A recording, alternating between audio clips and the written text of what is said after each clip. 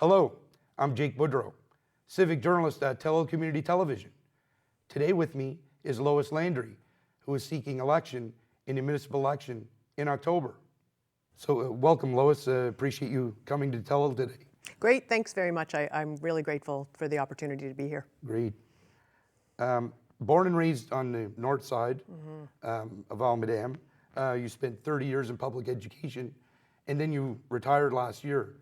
Now, last month, you announced your intention to seek election in District 2, which covers parts of Ayrshire, up to about Highland Street, West Ayrshire, St. Mary's, Port Royal, Jammers Island, Martinique, Pullamong, Discouse, Rocky Bay, and up to Pondville. And I guess my first question is, why did you decide to run? I've always had an interest in all things political. I've always been a political junkie, but municipal politics is really where my heart has always been in terms of my interest and where I think my skill set and my personality even sort of fits best. I like the connection that municipal councillors have with residents, with the voters, because there are, much smaller areas, so you get to be more involved in the community that you're serving. So Richmond County, which is really a small constituency by comparison to others because it's a protected constituency, really, really big, and the federal riding is just a monster. It's better part of Cape Breton all the way to Antigonish and Guysborough. So I've always been interested in politics, and municipal politics is certainly my joie de vivre in that kind of sector. So on that front, I've tried to be involved in the community but recognizing that I had a busy life. I had a big job, a job that was involved, took up a lot of my time. I was a single mother for many years, and I have a child with special needs, which really took up a lot of my time. And I really felt that if you can't do something well, then I would have hated myself for taking on something or taking a stab at something if I couldn't have given it the time that it needed. So retirement came along, and I realized I'm not well suited to retirement. I need to stay busy. I need to be active. So it's the right time for me in terms of my life. So why, even though it's the right time, why municipal politics? It's really about service to a community that has served me and my family, and those of us, all of us, for just so long, that it's an opportunity to say, look, I have a skill set, and I'd like the opportunity for voters to hear about that and to consider giving me an opportunity to serve them as they have certainly served me. And around service, just an example, my son was in the hospital just recently, and it was serious enough that he was there for about a week, but there were people without asking who picked up our mail, made sure my Amazon packages were put in the house, and mowed the lawn and brought us food and looked after our dog. I think sometimes we forget what we have. It's easy to take a community for granted. And so I think as somebody who had a dad who was sick for a long time, a mom who was sick for a long time, you certainly get a sense of what it means to be in a community and supported by a community. So this is really an opportunity for me to serve. What do you think you bring to the council table? I have spent a long time working in public education, and one of the things that happens in public education is that you see everything about community. You see it in the children that come through the doors. So every decision that is made by municipal politicians, provincial politicians, federal politicians, every policy, every piece of legislation, you see how that is brought to bear on people when you see their kids walk through the door. So I have certainly seen, how challenges with affordability, challenges with economic development or a lack thereof, what does that mean to our kids? So, nobody went to, a teacher's college or got a BEd so that they could specialize in baking muffins, but we have breakfast programs in every school because hungry kids don't learn. So, we've seen the impact of, I've watched kids come to school with the same clothes. I remember going to a home visit once and seeing people take shingles off the side of their house to burn in the wood stove. So, I think one of the things that happens in a school system is that you see how important the work that's done by government, you see how important that is. So I think that's one thing that I bring to the table is an understanding of the importance of really diligence and advocacy for your community. The other thing I think is that leadership matters, and I have spent a good deal of time in leadership positions. And not only have I, been in a leadership position for a long time, but I think it's fair to say that I did that through a time when there was really significant change. So I have worked in public schools as we navigated declining enrollment. And what does that mean? Also consolidating schools. So closing a school, that's no joke, right? So you close West Richmond, and what does that mean to the public? And how do you meet with people and try to understand their fears and their challenges? So I've worked in leadership for a long time. The other thing I think is that I have always I've always tried to anchor the public schools that I worked in to their community. And one example of that is when Richmond Academy first opened, there was one shop. It was upstairs. It was long and thin, long and skinny, narrow. It had 2 plugs. There was no emphasis on anything to do with skilled trades. So for the time that I was principal, I was determined to look out on the landscape and say, what does Richmond County need? Yep, we've done a great job of preparing kids for university. Let's keep doing that. But we were not doing a good job of preparing kids for the really lucrative jobs that could keep them home and that the economy needs in order to keep moving. So my work wasn't just about making sure that, nobody got into fights at recess. So that was part of my job. But another part of that was to really look out at the landscape and say, how does the school do what it needs to do to be an effective part of this community? And so that's where we built a shop, which seems like a nothing burger, but it's not. So, seeing kids building again and hand tools and building picnic tables and lawn chairs. So we've got a shop and discovering opportunities and options and opportunities and cooperative programs. And certainly the belle of the ball, our skilled trades center. So we have kids who now come out and can build their own patio, can plumb their own sink. So I think really looking at that from the council table, I think it's about looking out onto the vista of Richmond County and saying, things have changed. The landscape has shifted in Richmond County. So what is it that we can do as councillors, as an elected body, to help this community navigate its way? Because it has been a long time where the role of council was to just navigate decline. And for the first time, we're seeing population increasing. We're seeing challenges we've never seen before. You used to see houses sit on the market forever and couldn't sell. And now you have people who cannot find places to live.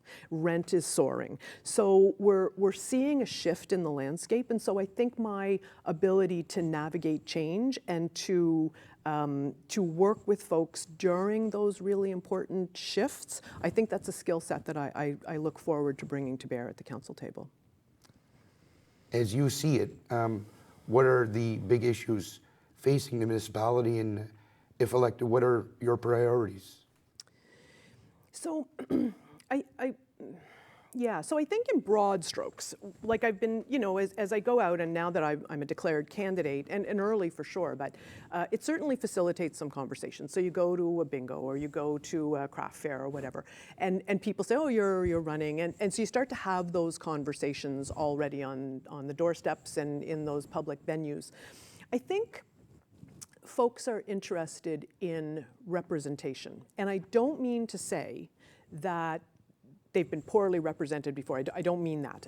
I don't think anybody has ever, complained here in District 2 or the old 3-4, what it used to be. I don't think people still, I don't even know who my counselor is, and they won't call me back. I don't think those, I don't mean that.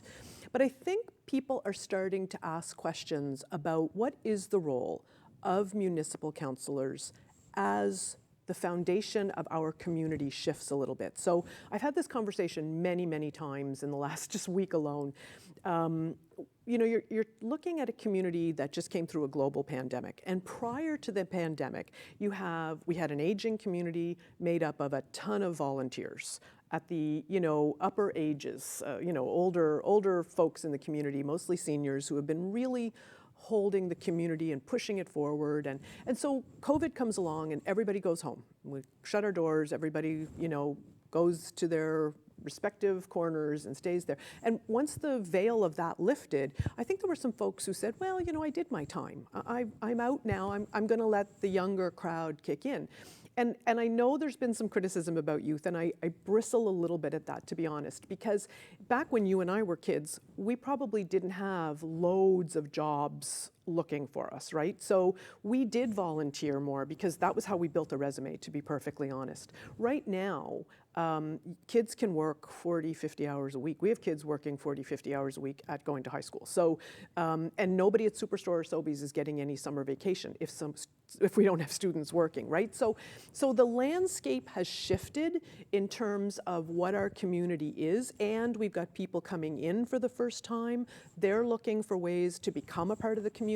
And so I think as all of those things change in the context of our community, I think there are questions about, does that mean that the role of councillor shifts a little bit with the changing sands? And I think it does. I think we need to be more engaged with our community, engaged with our stakeholder groups, instead of it being responsive. I think we need to look at, are there ways that we re-engage and think differently about our relationship? So one of the things I think that would be a priority for me is what representation looks like in this new kind of normal for us. Around a specific topic, I think housing is one that has come up repeatedly. And what's interesting is, even if you are snug as a bug in a rug in your home and you own it and you don't have a mortgage, housing still impacts you, because without enough supply, demand goes through the roof, prices go up, but so does the value of your home, whether you want it to or not. So we saw in January lots of people opening up their assessment values, right? And seeing those appraisal values, those assessment values going up, therefore meaning that their property taxes went up. So even if you are a homeowner, housing still impacts you. But for those folks who are struggling to find a place to live, nothing, there's the triangles, Maslow's hierarchy of needs, right? You can't self-actualize, you can't work on your self-esteem until you have a place to sleep at night. And so what we're seeing is more and more people, more and more stressed because they either don't have adequate housing, they have precarious housing, insufficient housing, so 3 people in a 1-bedroom apartment because they're lucky to get that. And also I think we're seeing across the province, but I think we'd be naive to not think it's happening here. Folks who aren't able to leave housing they probably should leave. Housing that maybe isn't a safe environment for them, and people looking out and saying, if I left here, where could I go? And the answer is very few places. So what strikes me about that is that Richmond County is really a powerhouse in housing. So we're seeing Brella Homes, we're seeing Dockside, we're seeing opportunities for folks to Lennox Apartments. We're seeing folks who have the skill set to make housing happen, and I think we need to, as a council, look at ways that we can support that with a sense of urgency that I think we didn't need before, but that is definitely shifting across the province and certainly here. If you look at the housing numbers, talking about being short housing over the next, say, 5-10 years. But that housing survey was done before 2 things. One, there has been some changes to how folks with disabilities can access funding, which is all about housing. So there are lots of folks with disabilities who will now have access to funds for housing, but they have to find it. And that was before offshore or onshore, or sorry, offshore or offshore wind or green hydrogen. So, you know, as we see those sectors develop, as we see those jobs come here, those folks need a place to live. So housing is an important topic on people's minds, and it is going to be more and more important. So you declared your intention to run in June, a little bit earlier than maybe some others in that. Yep. So in that time, what have you been doing, and what are your plans as far as campaigning go? So yeah, why so early is a good question. I think we're used to thinking about elections in that 30-day cycle, right? So provincially and federally, they declare an election and you have 30 days. And a big part of that 30 days is election funding. So you can only spend election money in that 30-day when the writ is dropped and all of that. But I think municipal elections are different because I don't think anybody really expects the candidates for Cape Breton, Canso, Antigonish to go to every house, from Cheticamp all the way over to Louisbourg, down to Canso, and then up to Arisag. Like, I don't think anybody expects those folks to go to every house, right, in 30 days. So, but I do think that that is the role of municipal candidates, is to actually get on every doorstep. So part of announcing early is just math. If you go to this many houses a day, how do you do that? And I'm, you know, I'm not strong in the heat, so rather not do that in 35-degree weather and maybe a morning here and an evening there. But also I think it gives you the opportunity to see folks through the summer when people tend to be out. So you don't just have to see them on their doorsteps, but the conversations I've enjoyed the most have been where you're standing there with somebody and it gets really kind of animated, and then 3 or 4 more people come over and it's just this, you know. So those kinds of small C community kind of little cluster meetings. Those are things I didn't want to miss, and I wanted to be a declared candidate at that time. Plus, I'll be honest, I have zero poker face, none. So it has always been my claim to fame / Achilles heel. So folks would say, so, you know, you thinking about running? Oh, well, you know, other people are really good at that. Oh, well, you know, still thinking about it. I just can't do that. If I had decided I was going to run, and I'm a really straight shooter, so if somebody was going to, I just said yes. So the cat was out of the bag. It was easier to just declare. Well, I appreciate you taking time out of your day to Thank you. come here and answer some questions, and best of luck in October. Thank you very much, and thanks for the opportunity to be here. It was great.